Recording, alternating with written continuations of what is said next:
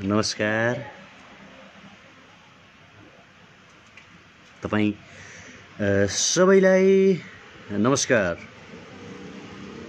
मेरो तर्फबाट नमन छ तपाईँ सबैलाई, जसले राष्ट्रको पक्षमा आवाज उठाउनु भयो, जसले सुशासनको पक्षमा आवाज उठायौं, जसले एमसीसी जस्तो राष्ट्रघाती सम्झौताको विरुद्धमा आवाज उठायौं।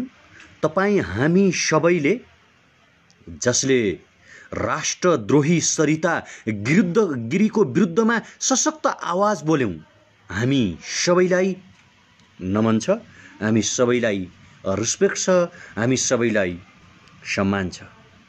धेरै धेरै नमन छ। शिर निहुराएर म धन्यवाद दिन चाहन्न।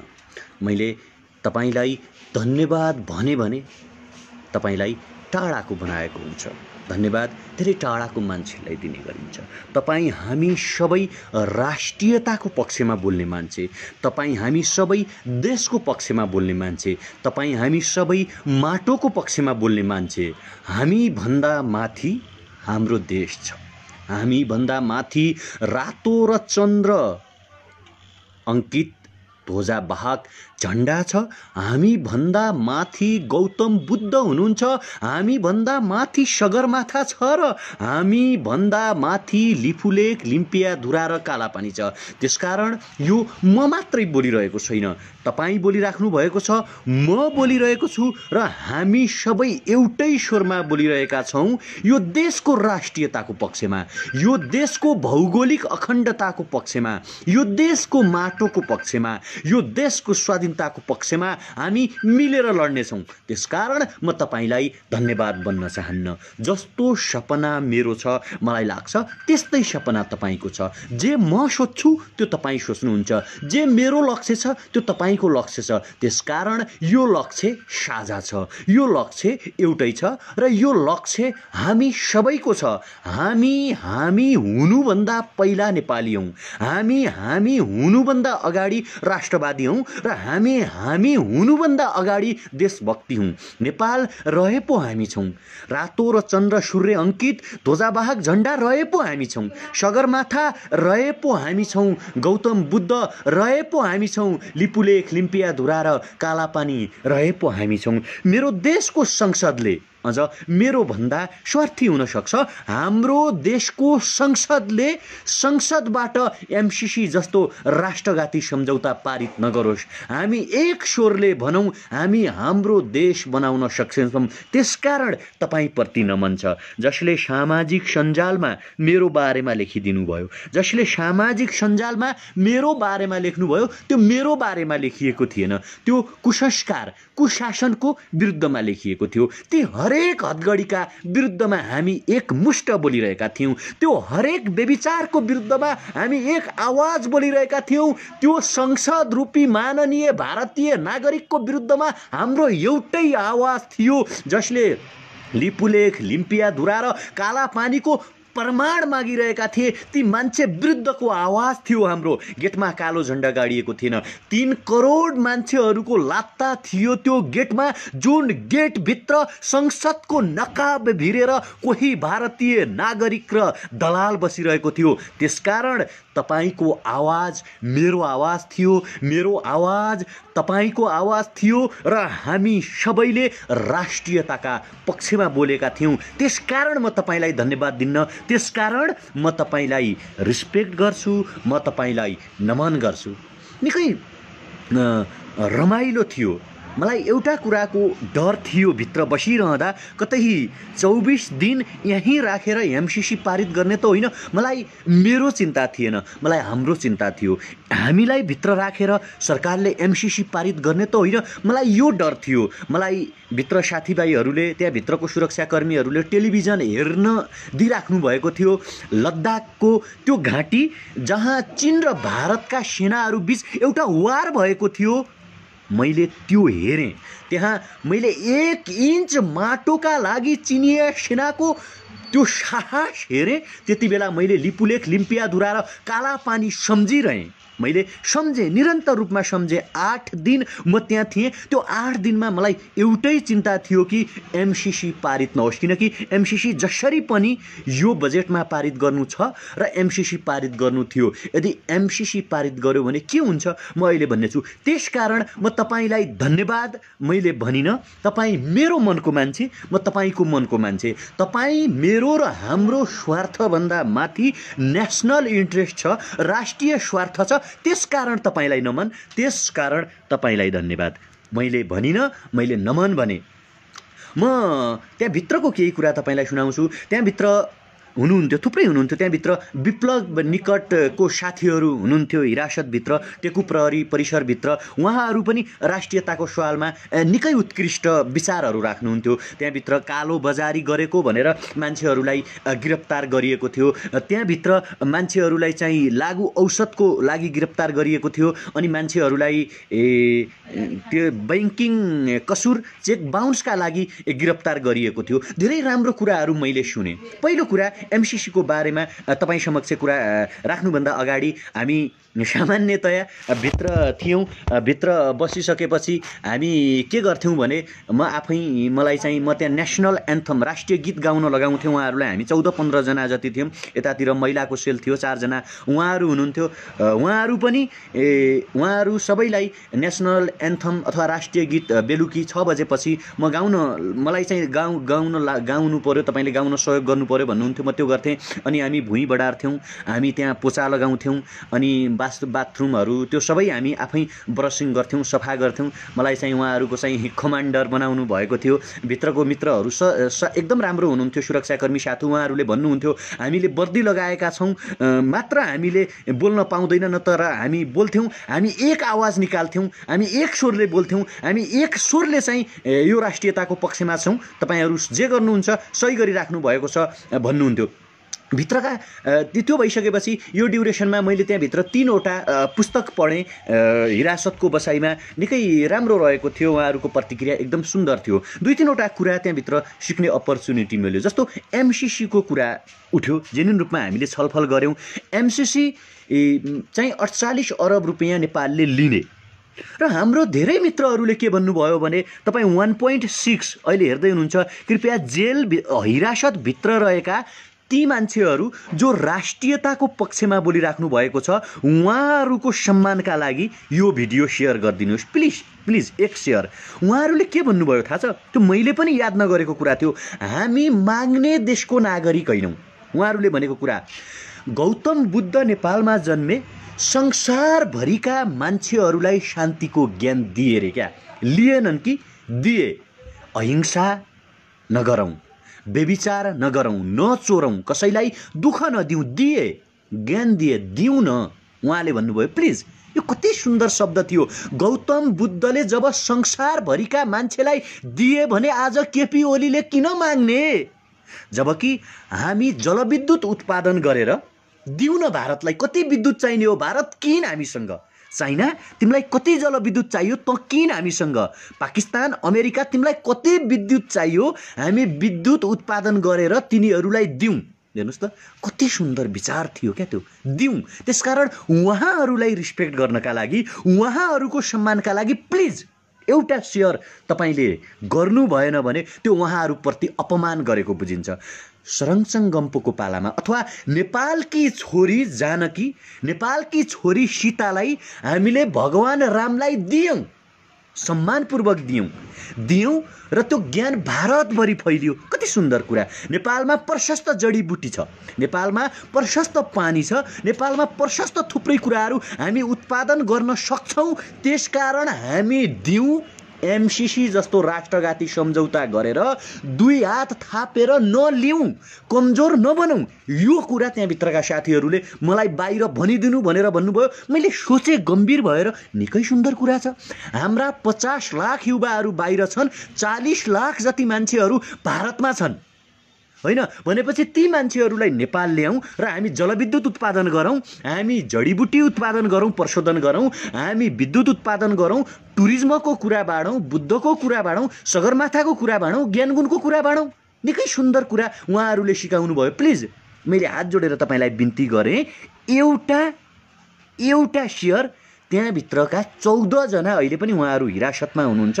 कोही लागु औषध, कोही चाहिँ विप्लवको निकटको साथीहरू हुनुहुन्छ, कोही चाहिँ कसैले चेक बााउन्स गरेको मुद्दा लगाएका साथीहरू हुन्छ।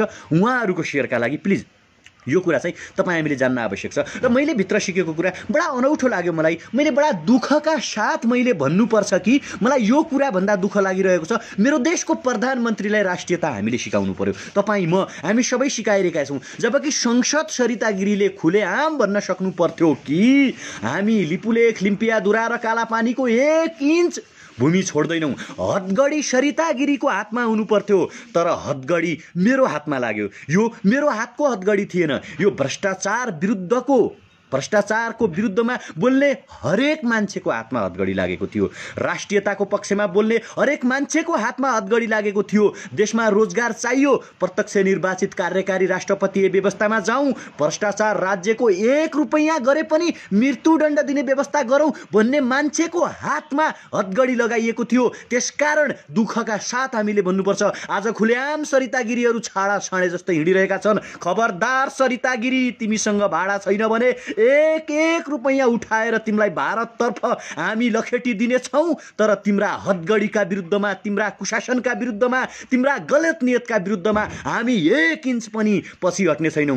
म तपाईँलाई नमन यो कारणले गर्न चाहन्छु, तपाईँ हामी सबै एक ठाउँमा छौँ। तपाईँ हामी सबै भ्रष्टाचारको विरुद्धमा सशक्त आवाज उठाइरहेका छौँ। तपाईँ हामी सबै छातीमा मुटुमा आमा राखेर, नेपाल आमा राखेर, मुटुमा झन्डा राखेर, मुटुमा सगरमाथा राखेर, मुटुमा गौतम बुद्ध राखेर, मुटुमा देश राखेर एउटा आवाज बोलिरहेका छौँ। त्यसकारण तपाईँलाई म शिर निउराएर नमन गर्न चाहन्छु। हामी सबैको एउटै आवाज हो। सरिता गिरी प्रवृत्तिलाई तपाईँ हामीले खबरदारी गर्न आवश्यक छ। मैले भित्र हेरेँ, लद्दाखमा भएको घटना, आज 1 इन्च माटोका लागि कसरी चाइनाले सशक्त प्रतिरोध गर्यो, त्यो प्रतिरोध गर्न तपाईँ हामी सक्षम छौँ। तपाईँ हामी सबै आवश्यक पर्यो भने मिलिट्री तालिम लिउँ, आवश्यक पर्यो भने सैनिक ट्रेनिङ लिउँ, आवश्यक पर्यो भने हामी राष्ट्रियताका पक्षमा कसरी चाहिँ लद्दाखमा चाहिँ ढुङ्गा, माटो, रडहरूले मान्छेहरूले लडेर सशक्त प्रतिरोध गरे, प्रतिकार गरे, त्यो कुरा प्रतिकार गर्न तपाईँ हामीले तयार हुन आवश्यक छ।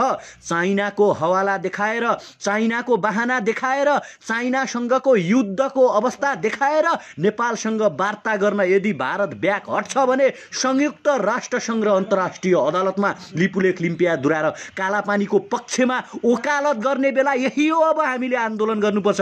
मैले आज बाहिर छुटेपछि थाहा पाएँ, हिजो मात्र भारतले हाम्रो राष्ट्रिय झण्डा जलाएको छ। खबरदार भारतीय विस्तारवाद, जतिखेर तिमीले लिपुलेख, लिम्पियाधुरा र कालापानी लुटेका थियौ, हामीले तिम्रो राष्ट्रिय झण्डाको सम्मान गरेका थियौँ। हामीले तिम्रो राष्ट्रिय झण्डा च्यातेनौँ, हामीले तिम्रो राष्ट्रिय झण्डालाई च्यातेका थिएनौँ। तर चाइनाले भारतीय सैनिकहरूलाई उसको भूमिमा प्रवेश गरेर धुल चटाइसकेपछि नेपालको रातो र चन्द्र सूर्य अङ्कित झण्डालाई च्यात्ने हिम्मत तिमीले कसरी गर्यौ? हो, जो तपाईँ 2.2 के हेरिराख्नु भएको छ, जसले राष्ट्रिय झण्डालाई माया गर्नुहुन्छ, जसले नेपाललाई माया गर्छौँ, हामी जो नेपालको संविधानलाई माया गर्छौँ, एकचोटि हाम्रो राष्ट्रिय झण्डा च्याट्ने भारतीय विस्तारवाद मुर्दाबाद बनाउँ र यो भिडियो सेयर गरेर भारतका हरेक नागरिक समक्ष पुगौँ। जतिखेर लिपुलेख, लिम्पियाधुरा र कालापानी मिचिदासम्म पनि हामीले भारतको राष्ट्रिय झण्डा हामीले च्यातेका थिएनौँ, भारतको राष्ट्रिय झण्डा हामीले जलाएका थिएनौँ। तर आज चाइनासँगको वारमा, चाइनासँगको युद्धमा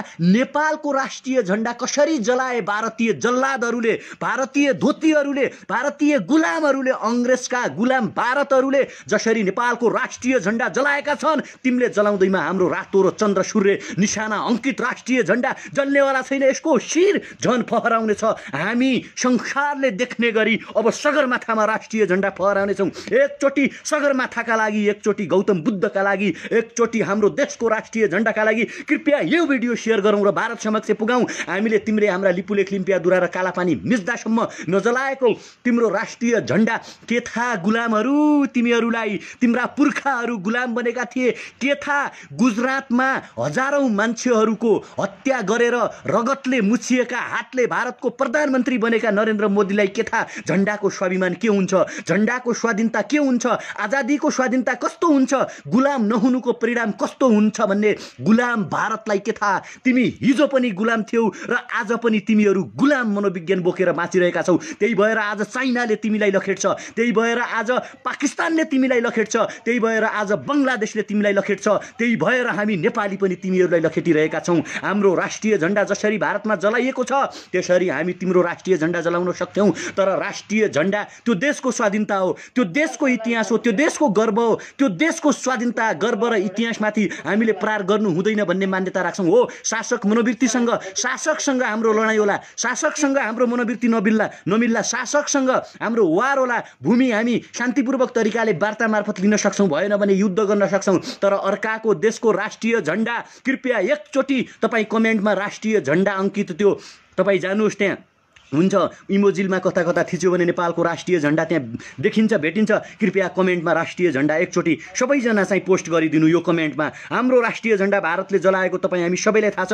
त्यसकारण नेपालको राष्ट्रिय झण्डाको पक्षमा हामी सबैजना छौँ र नेपालको स्वाधीनताका पक्षमा छौँ, नेपालको भौगोलिक अखण्डताको पक्षमा छौँ, नेपालको माटोको पक्षमा छौँ, सगरमाथाको पक्षमा छौँ, गौतम बुद्धको पक्षमा छौँ र हाम्रो वीर इतिहासको पक्षमा हामी सबैजना छौँ। राष्ट्रिय झण्डाका लागि एकचोटि रातो र चन्द्र सूर्य जङ्गी निशाना हाम्रो भन्ने यो जुन गीत छ त्यो ध्वजावाहक चन्द्र सूर्य झण्डा अङ्कितका लागि तपाईँ हामी सबैजनाले हाम्रो झण्डालाई महान बनाउनका लागि, हाम्रो देशको झण्डा कसैले जलाउँदैमा, कसै गुलामहरूले, कसैका गुलामका बुटमुनि जी हजुरी प्रभु भनेर अङ्ग्रेजले शासन गरेका देशका केही तुच्छ भ्रष्ट पातकी र विस्तारवादीहरूले जलाउँदैमा हाम्रो देशको राष्ट्रिय झण्डा जल्ने पक्षमा छैन। कृपया कमेन्टमा एकचोटि सबैजना, यहाँ ईशा गुरुङ दिदीले राष्ट्रिय झण्डा देखाउनु भएको छ, भरत छेत्रीले राष्ट्रिय झण्डा पोस्ट गर्नुभएको छ, सबैजना 2.3 के तपाईँहरू राष्ट्रिय हेर्दै हुनुहुन्छ। समीर भट्टले पनि राष्ट्रिय झण्डा यहाँ देखाउनु भएको छ। कृपया एकचोटि तपाईँहरू राष्ट्रिय झण्डा पोस्ट गरिदिनुहोस्। उमेश पाठकले पनि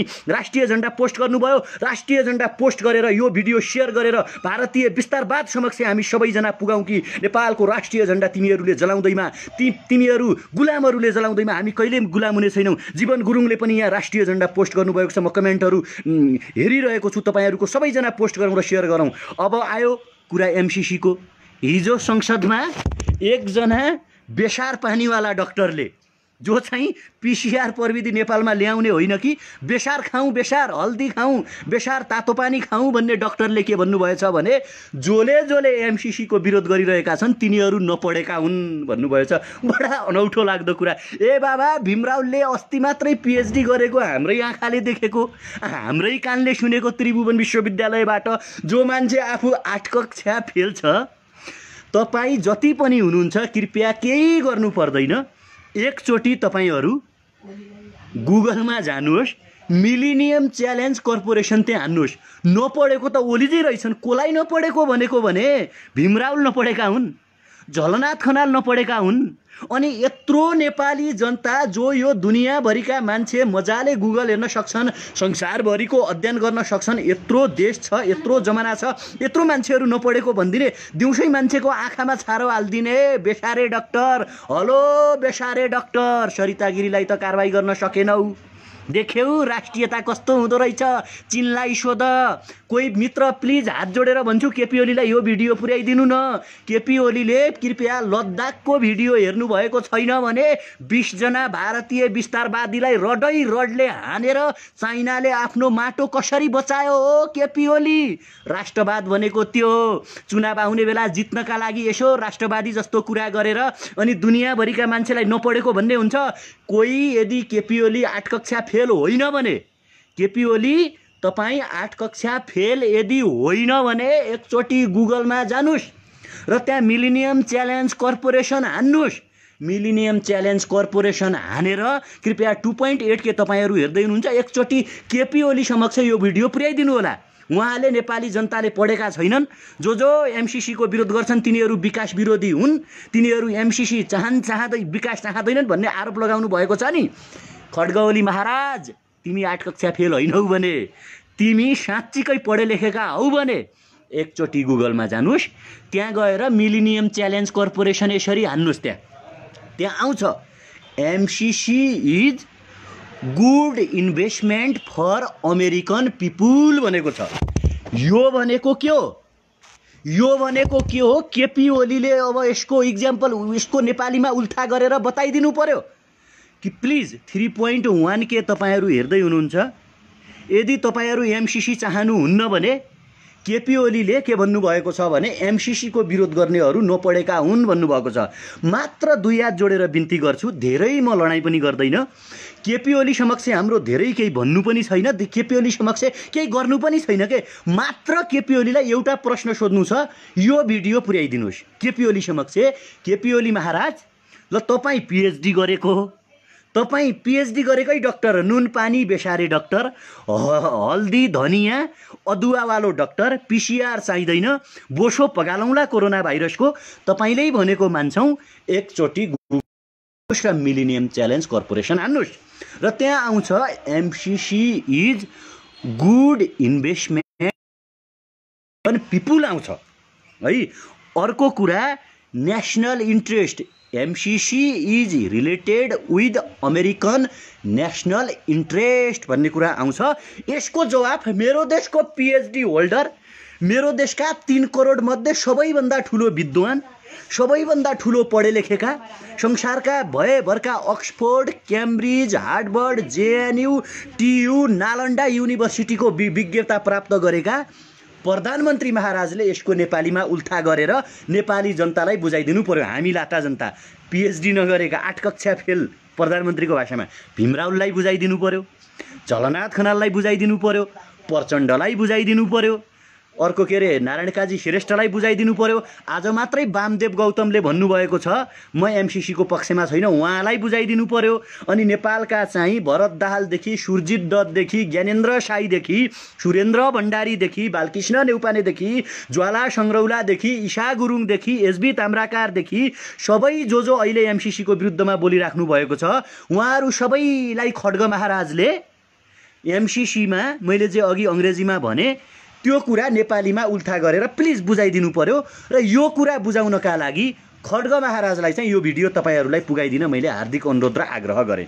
खड्ग महाराज पढे लेखेको मान्छे, हजुर त विद्वान मान्छे, हामी त युनिभर्सिटीमा नपढ्ने मान्छे, हजुर 8 कक्षा फेल यदि तपाईँ होइन भने प्लिज त्यो गुगलमा तपाईहरु पनि हुनुहुन्छ, तपाईहरु पनि हेरिराख्नु भएको छ, कृपया तपाईहरु पनि गुगलमा जानुस् र मिलेनियम च्यालेन्ज कर्पोरेसन हान्नुस्। त्यहाँ देखाउँछ MCC is good investment for American people, it is related with national interest of America भनेको छ। त्यसको नेपालीमा उल्था गर्नका लागि केपी ओलीलाई आग्रह गरिदिनु पर्यो। मैले यति मात्रै भने। अर्को कुरा खड्ग महाराजले के भन्नुभएछ भने हिजोको संसदमा विकास विरोधी हुन्, एमसीसी का के अरे एमसीसी को विरोध गर्नेहरू विकास विरोधी हुन् रे। के कुरामा विरोध पाऊँ? ए बाबा कहाँको हामी विकास विरोधी हो? 48 अरब रुपैयाँ अमेरिकाले दिने हो। मैले अघि पनि भनिसकेँ, हामी दिने देशका मान्छे हो, लिने देशका मान्छे होइनौँ, दिने देशका मान्छे। गौतम बुद्धले संसारलाई ज्ञान दिए, खड्ग महाराज ऋण लिए है। हेर्नुहोस् है, गौतम बुद्धले please point to be noted, यो भिडियो पनि यो कुरा पनि केपी ओलीलाई सुनाइदिनु होला, सेयर गरेर हुन्छ कि वा तपाईले स्ट्याटस लेखेर हुन्छ। एक थिए गौतम बुद्ध जसले संसारभरि अहिंसा र शान्तिको ज्ञान दिए। एक जन्मे खड्ग ओली जो चाहिँ संसारभरिबाट ऋण लिने र आफ्ना कार्यकर्तालाई भ्रष्टाचार गराउने। एक थिए अमरसिंह थापा, भक्ति थापा, बलभद्र कुँवर, वीरताको कथा सुनाए संसारभरि भीमसेन थापा, अमरसिंह थापा। संसारभरिका तानाशाहहरूलाई मैयौं भन्ने ब्रिटिस साम्राज्यलाई धुल चटाइदिए, आफ्नो साहस दिए। अर्का छन् खड्ग महाराज, लिपुलेख लिम्पियाधुरा भारतले कप्लुक्क खाँदा पनि चुइक्क नबोल्ने। संसदबाट नक्सा पारित गर्यो, ठिक छ, धन्यवाद छ, बधाई छ। तर राष्ट्रियता र आफ्नो 1 इन्च माटोका लागि चीनले लद्दाखमा के गर्यो? खड्ग ओलीको बालुवाटारमा टेलिभिजन छैन? टेलिभिजन छैन भने मैले भनिदिएँ, यसैलाई टेलिभिजन मानौँ, यही टेलिभिजन होला। कृपया यो भिडियो पनि खड्गलाई सुनाइदिनु पर्यो। लद्दाखमा 1 इन्च माटोका लागि, ध्यान दिनुहोस् है, लद्दाखमा 1 इन्च माटोका लागि चाइनाले के गर्यो? खड्ग ओलीको बालुवाटारमा टेलिभिजन छैन? देशको प्रधानमन्त्री त्यत्तिकै हुन पाइन्छ?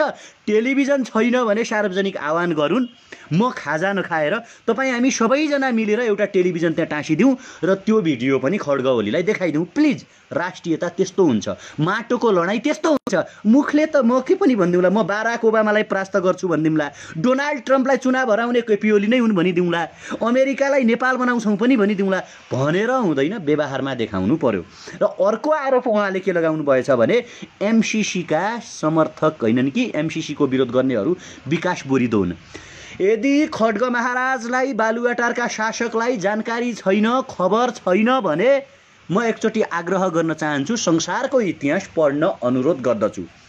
चाइना आफ्नो पौरखले विकसित भएको हो वा चाइना कसैको 48 अरब रुपियाँ डोनेटले विकसित भएको हो? खड्ग ओलीले जवाब दिदिनु पर्यो। अमेरिका भन्ने देश त्यहाँको इन्टरनल रणनीति, इन्टरनल अर्थतन्त्र, आर्थिक विकास र जनताहरूको पौरखले विकसित भएको हो वा कसैको 48 अरब रुपियाँले विकसित भएको हो? बेलायत, Japan, Korea, Dubai, gulf country, Malaysia, Russia, European Union, यी देशहरू आफ्नो पौरखले, मेहनतले, इमानले जनतालाई बलियो बनाएर, सुशासन गरेर, भ्रष्टाचार नगरेर विकसित भएका हुन् वा कसैको 48 अरब रुपियाँ डोनेट लिएर विकसित भएका हुन्? खड्ग महाराज, नैतिक प्रश्न हो। मलाई त जेल हाल्नु होला, तर भ्रष्टाचारलाई जेल कहिले हाल्नुहुन्छ? लिपुलेख, लिम्पियाधुरा र कालापानी भारतको हो भन्नेलाई जेल कहिले हाल्नुहुन्छ? ओम्नी समूहलाई जेल कहिले हाल्नुहुन्छ? अनि ती देशहरू मागेर विकसित भएका हुन् वा आफ्नो पौरखले विकसित भएका हुन्? कृपया 3.6 के तपाईहरू हेर्दै हुनुहुन्छ, तपाईहरूलाई मैले आग्रह गरेँ यो भिडियो सेयर गर्न अप्ठ्यारो लाग्छ भने एकचोटि सामाजिक सञ्जालबाट प्रश्न सोधिदिनुहोस् कि होइन भने यो भिडियो सेयर गरेर खड्ग ओलीलाई पुगाइदिनुहोस् कि देश विकास आफैले गर्ने हो वा देश विकास अर्को आएर गरिदिने हो? नेपाल देशको ठेक्का अमेरिकालाई दिने हो भने खड्ग ओली बालुवाटारको ठेक्का कोलाई दिन्छौ? सिंहदरबारको ठेक्का कोलाई दिने हो? संसद भवनको ठेक्का कोलाई दिने हो? मेरो घर कस्तो बनाउने भन्ने कुरा छिमेकीले आएर भनिदिनुपर्छ? नेपालमा बुद्धिजीवी छैनन्? आज 40-50 लाख युवाहरू संसार बनाइरहेका छन् भने हाम्रो युवा यो देश बनाउन सक्दैनन्? मैले हरेकचोटि भन्छु, हामी सक्छौँ यो देश बनाउन।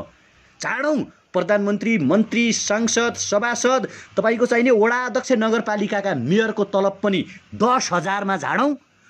80 लाख युवालाई नेपाल ल्याउँ र हाम्रो तलब पनि 10,000 बनाऊँ। 10 वर्षसम्म नेपालको सार्वजनिक पद धारण कोही पनि नगरौँ। तलब 10,000 सबको, प्रधानमन्त्रीको पनि तलब 10,000, हाम्रो तलब पनि 10,000 र हामी काम गर्छौँ। लप्सीफेदीदेखि भारतको कुन ठाउँमा सडक जोड्नुपर्छ हामी काम गर्न तयार छौँ, तर भ्रष्टाचारीलाई मृत्युदण्ड होस्।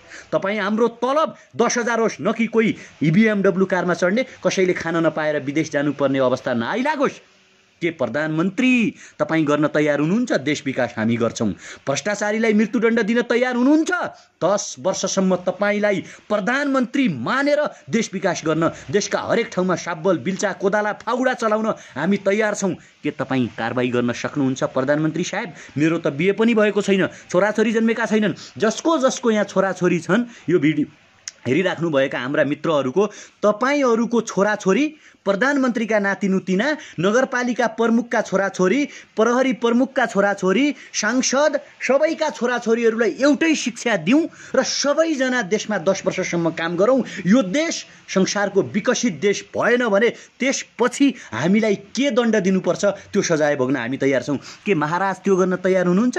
अनि तपाईँ आफ्ना मान्छेलाई भ्रष्टाचार गराउने, 10 अरबको हिसाब किताब नदिने, भ्रष्टाचारमा सुर्लुम्ब डुब्ने, अनि एमसीसी मार्फत नेपालको प्राकृतिक स्रोत साधन अमेरिकालाई नसुम्प्यौँ, नेपालको भर्जिन ल्यान्ड नेपाललाई अमेरिकाको हातमा नदिउँ भन्ने हामी जस्तो राम्रोसँग एमसीसीका बुदा केलाएर त्यसको अङ्ग्रेजीलाई नेपालीमा ट्रान्सलेट गरेर हेर्ने मान्छेलाई विकास विरोधी भन्ने? के विकास विरोधी गर्यौँ? हामीले भन्यौँ लिपुलेख, लिम्पियाधुरा र कालापानी हाम्रो हो भन्दाखेरि तिमीले हाम्रो हातमा हतगडी लगायौ। भारतले पेल्यो खड्ग ओलीलाई। अमेरिकाले भनेको छ एमसीसी पास गरिनस् भने तेरो कञ्चटमा पिस्तुल तेर्स्याइदिन्छौँ।